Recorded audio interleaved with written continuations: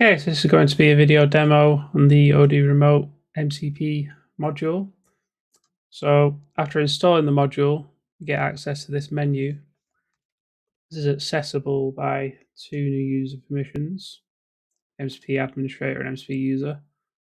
So you assign MCP admin to get full access to all the configuration, and MCP user will just get limited access to their data plus creating prompts.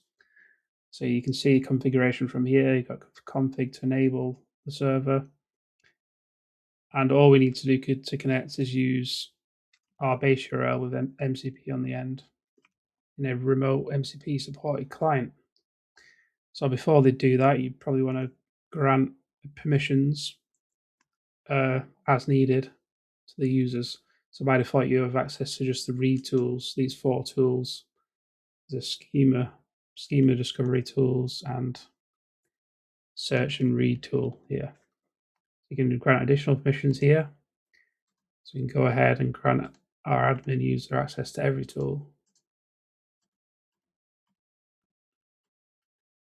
So now we have done that, we can go ahead and connect. I'll cover a few of the other settings. You've got ability to enable execution logs, and we'll cover the security here in a moment. So if we go to our Claude, in this case, the Claude.ai website, this supports remote MCP. Go to the settings menu and connectors. Click add custom connector, give it a name, and just paste our URL in.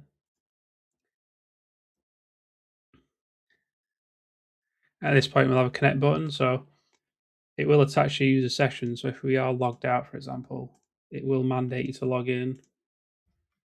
Let me try and connect. Okay, it'll only authorize a connection if you've got the MCP user permission or admin permission. So you have to log in.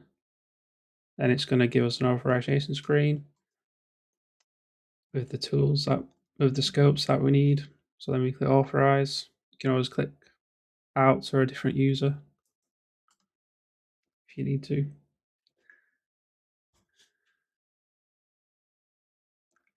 So after we've done that, now we're fully connected. That's all you need to do. You should see under here we've got access to all these tool calls. In Claude, you can say whether you want to require approval before they're executed or not. Okay, so if we go back to our module here, did log in. So we go into here, you should see it's created us a new client and a token. So every request in Claude will use this access token to make the request. And you've got a couple of items here. So the access token, by default, it expires every hour. And you've got a refresh token that expires every 30 days by default. So what this means is the refresh token is a long-standing token. Once that expires, you'll have to re-authenticate. And the access tokens, they are automatically regenerated every hour. The way that'll work is Claude will make a request using the access token. It'll recognize it's expired, and then it'll use the refresh token to recreate a new access token. It's just a part of the OAuth flow for additional security. Maybe I'll see tokens here. You can also see them in your user preferences if you want to revoke access yourself to these tokens. Okay, so next up, we can go ahead and test out a tool call. So we go to a new chat, and we'll start with some basic read tools. So can you find me selection of contacts using the search read tool?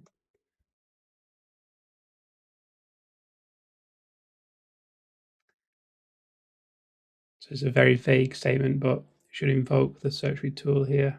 You'll be able to see the request details. It's just pass an empty domain here with a limit of 10. Let's try to request an invalid field, so it'll figure out which fields are actually valid. And there we go, it's got some details. Okay. So that's an example of a basic read tool. You've also got more advanced tools. So let's go over the create tool. So it supports batch creation. So create me 10 random contacts. So let's say you're setting up a demo. You might want to create a bunch of data like contacts, products for a certain client. You can do that using this. So here it's passed through bulk the values. And it's created as a bunch of contacts. So we'll be able to see like this one. We'll see in the system. Lots of contacts. Oh,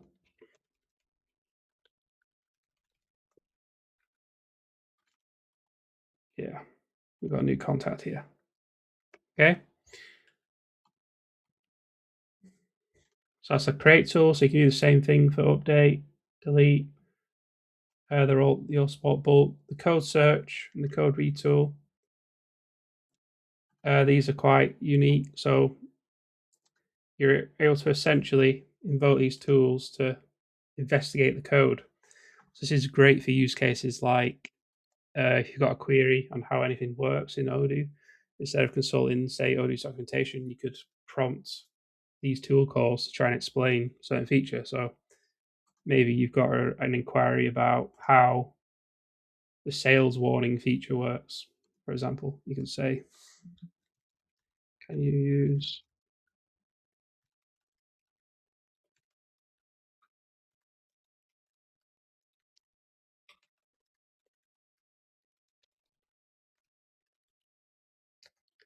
right? So you do a problem like this, and it's going to invoke a code search. So here it's going to search for files in the it's going to search for a warning in the sale module, and then it's going to do a code read. It's going to retrieve the code in that module. It's going to search for more code to get more context. And this all supports like pagination with the code line. So you'll be able to request some code in the middle of a file and then make another request to get the next 100 lines, for example, of code. So it'll make subsequent calls and keep fetching more code it needs.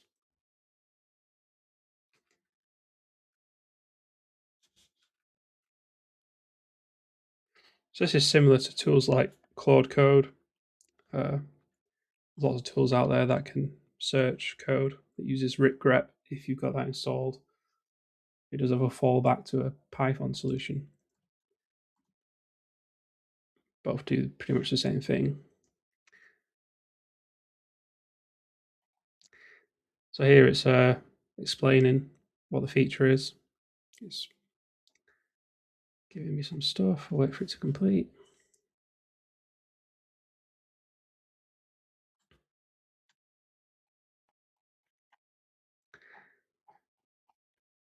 So there you go. I've got a document covering comprehensively how the sales warning feature works. So I can use that for anything you find in Odoo. If you've got custom add-ons and you're curious of how something works, maybe it's not listed in your documentation, you can just query and it'll be able to look up the code and give you some information. You can also use it for documentation purposes if you want to document certain features. Okay, so that covers that. Okay, so next thing I want to cover is all those tool calls we made generate execution logs, which detail which user made the request, through which client, how long it took, and the full details of the input parameters and the result are clearly displayed. It will also show it if it fails. It will show you the error in addition to the request. Okay, so now we'll cover the additional tool calls. So I'm just going to make a demo query here. So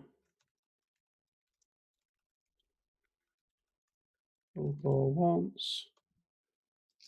Okay, just to kind of list some of the tools we haven't covered already. So firstly, the list models call. This will list all models in the system. It can pass in filters. So say in this case, it's passing sale filter, and it gets me the models that include sale in the name and basically the name of the model.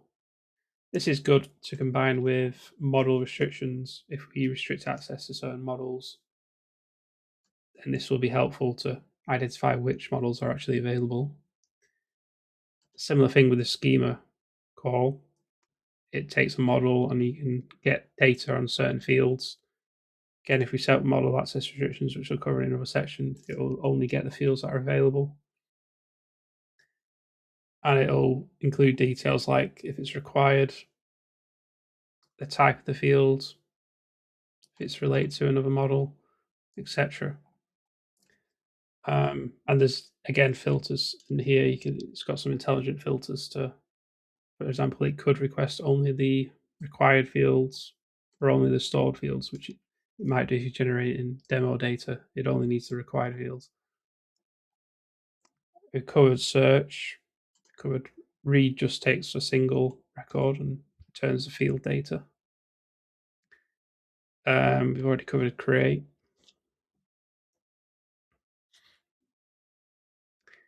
Now we haven't covered update. So update, it can do bulk update. In this case, it's just taken a request to update one value with ID 65, update these two fields. It'll give you the information for whether it was successful or not. You've got a standard delete one. This also supports bulk operations. And here we've got the two more advanced tool calls, the execute method and the execute ORM. Execute method can execute any method on a model. In this case, it returned an error because it was trying to do something, I guess, on something that it couldn't do.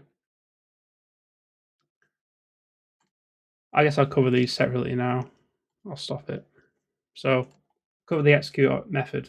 So this can be used, for example, send a message on a random sale order using execute method tool call. Okay. So here it's going to call the message post function on the sale order model and just send a message. So we can look this up in Odoo now.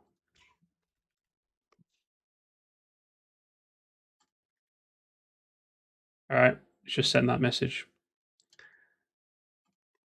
Now the execute RM is the most powerful tool which can generate arbitrary Python code and execute it. So this is really good for like complex reporting or doing really complex things. It's very risky because it can run any code. If you ask it to run it with sudo permissions, it could do that. So it doesn't obey the model restrictions. So I'll give a quick demo of this.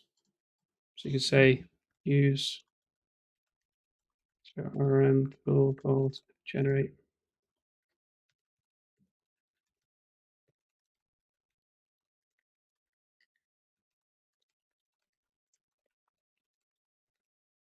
Okay, so we want the last 12 months sale data and generate me a dashboard for it. It's a very vague request. You can make this as specific as you want. It will typically fail the first few times because AI does like to ignore the explicit description where it tells you you're not allowed to do imports. It does execute in a safe eval context, which has some limitations. It's made the successful call here. So if you cover this script, it's generates a Python code to get some data from the last 12 months. It's aggregating that data. Seems to be getting the top customers by revenue, grouping by state, and outputting a bunch of results, which are then fed back. See the results, it'll feed back the data. So it's got us period, average order value, breakdowns. So this can be used for very complex reporting. It's generated as a dashboard here. So there we go. We've got some complex dashboard with our sales trends. So the challenge with this is, let's say you do this on a staged environment, you're happy with the results. How do you replicate it? Well, one technique you might use to do that would be, say, copy the code from the request, or ask it to, compile the exact code that could replicate this. And then you might put it in a prompt template, which we'll cover in a moment, and say, use XURM, execute this exact code, and generate a sales dashboard following these exact conditions / code. All right.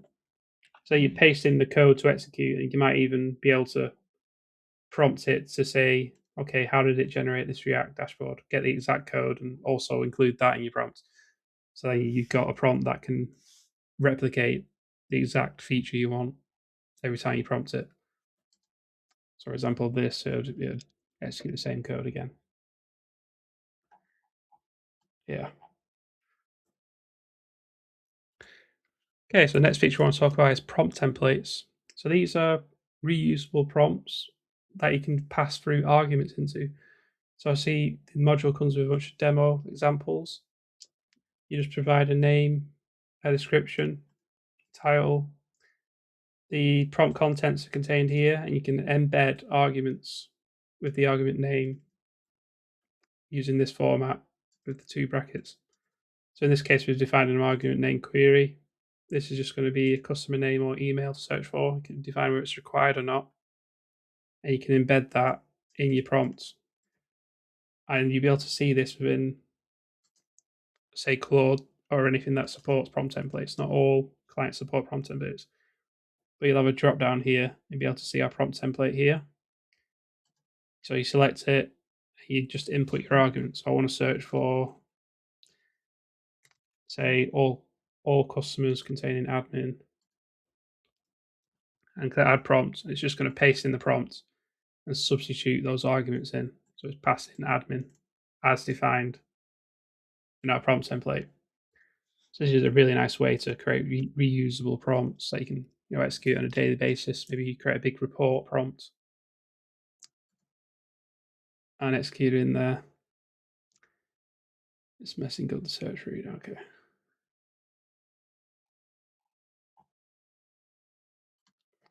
So yeah, that's one example. So you've got some more complex prompt templates here. For example, we could cover the explore code one, which takes a module and a feature description, and it'll output like testing notes on that feature in very, very specific format you require. So you can define the file type. In this case, to define an ND file. You could say you want a presentation file or a Word document with very specific sections. You can define the typography, what font types you want to use, etc., etc. And you put this in a prompt template, and then within Odoo, you go here, and you could use it. Say we want to search our own module here, Odoo MCP, and say describe the prompt template feature. This would be a good idea. Okay, video cut off. So let's type the prompt template feature here, and once we add that, it's going to substitute our variables in. We're going to search this module for this feature, and we want all our documentation in the exact format. So you're going to enter that. Oh. Yeah, and it's going to do the code search tools. It's going to search within that module. It's going to pass in regex to get certain files. In this case, it's found 6 files here. Now it's going to do a code read. It's going to search for the files it found, the relevant files, search for the code in that file. Do a bunch more calls.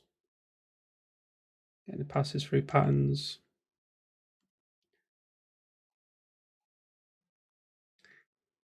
Okay, so now it's got all the information. It's going to give me some documentation in the format specified, talking about the prompt template feature.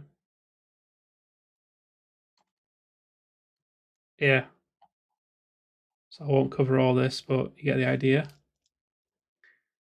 So that covers prompt templates. The final thing we'll talk about is model restrictions. So you can set up model restrictions,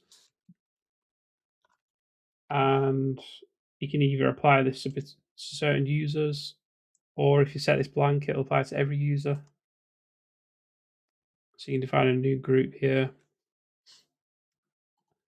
So we want this to apply to every user, so we can set up a blank group, but you could set up separate groups with separate users.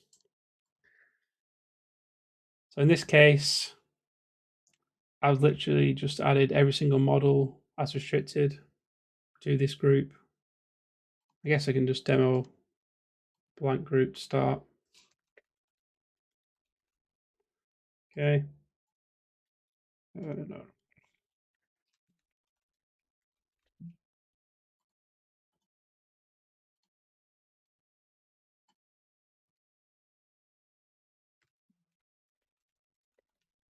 Okay. Now we go into it, yeah. So by default, it's going to be empty. Then we can choose which models we want to restrict. So let's say we just want to restrict access to sale order, and we want to block all access to the sale order model. Now, if we do a tool call access a random sale order,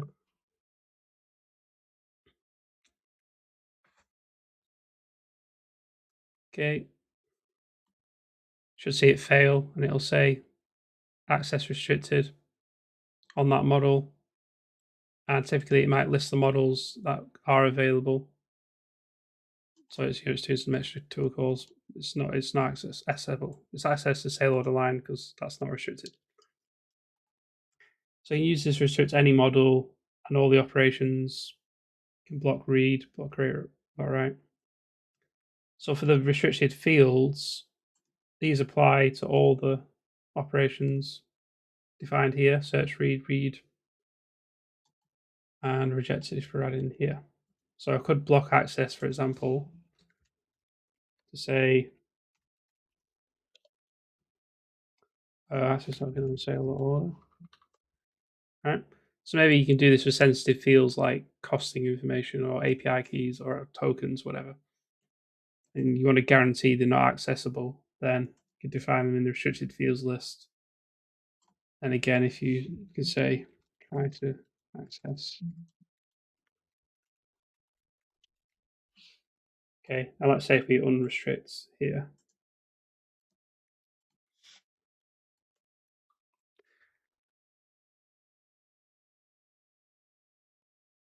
Should make a tool call for that specific field, and then it's going to fail because it's restricted to that field. Okay. So that's how that works. This only applies to not every tool call. It can't be applied to this tool call specifically because it would be trivial for it to bypass it because it's executing any code. It's too powerful to be tamed. And the execute method, depending on the method implementation, it could access restricted fields. Yeah, so these two tool calls. If you want to be guaranteed to have it obey, just enable these.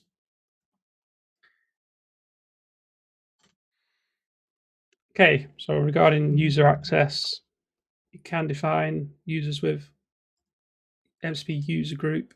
This is more limited access.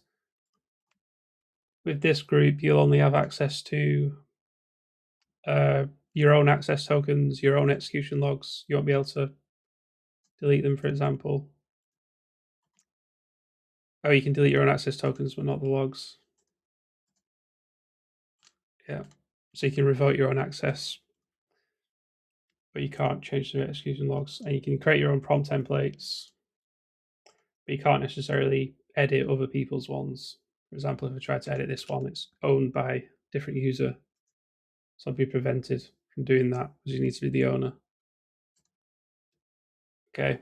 So you could grant this permission group to, for example, portal users as well, if you want to give those access to prompt their data. By default, all tool calls will be executed as the user. So they obey all user access rights and rules by default, and you can apply additional ones on top through the model configurations we talked about. Yeah, so that covers the apps functionality. Also, make a note on ChatGPT. You can connect through ChatGPT. If you go to settings, apps, you have to enable developer mode. You click create app, and then you just paste in the URL just like we did for Claude. CP. Then connect.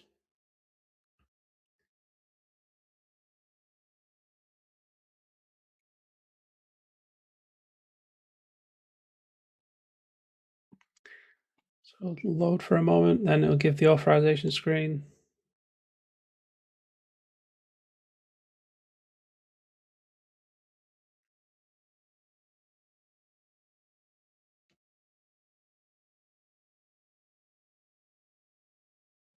Okay, so that'll be added, and then start a new chat. And then we can toggle the MCP.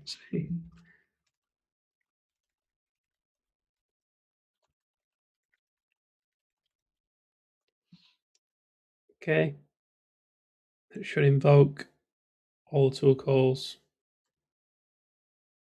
and it gives an allow.